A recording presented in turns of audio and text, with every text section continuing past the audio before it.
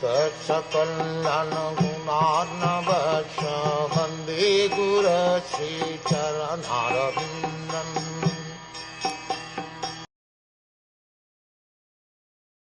The personality of Godhead, who appears in the mind of the devotee by attentive devotion and meditation, and by chanting of the holy name, releases the devotee from the bondage of fruitive activities at the time of his quitting the material body. Yoga means concentration of the mind detached from all other subject matter, and actually such concentration is samadhi, or cent% engagement in the service of the Lord. And one who concentrates his attention in that manner is called a yogi. Such a yogi, devotee of the Lord, engages himself 24 hours daily in the service of the Lord, so that his whole attention is engrossed with the thoughts of the Lord in ninefold devotional service, namely hearing, chanting, remembering, worshipping, praying, becoming a voluntary servant, carrying out orders, establishing a friendly relationship, or offering all that one may possess in the service of the Lord.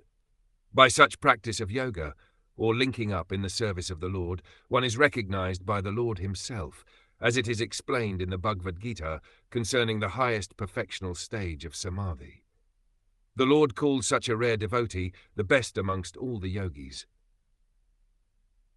Such a perfect yogi is enabled by the divine grace of the Lord to concentrate his mind upon the Lord with a perfect sense of consciousness, and thus, by chanting his holy name before quitting the body, the yogi is at once transferred by the internal energy of the Lord to one of the eternal planets, where there is no question of material life and its concomitant factors.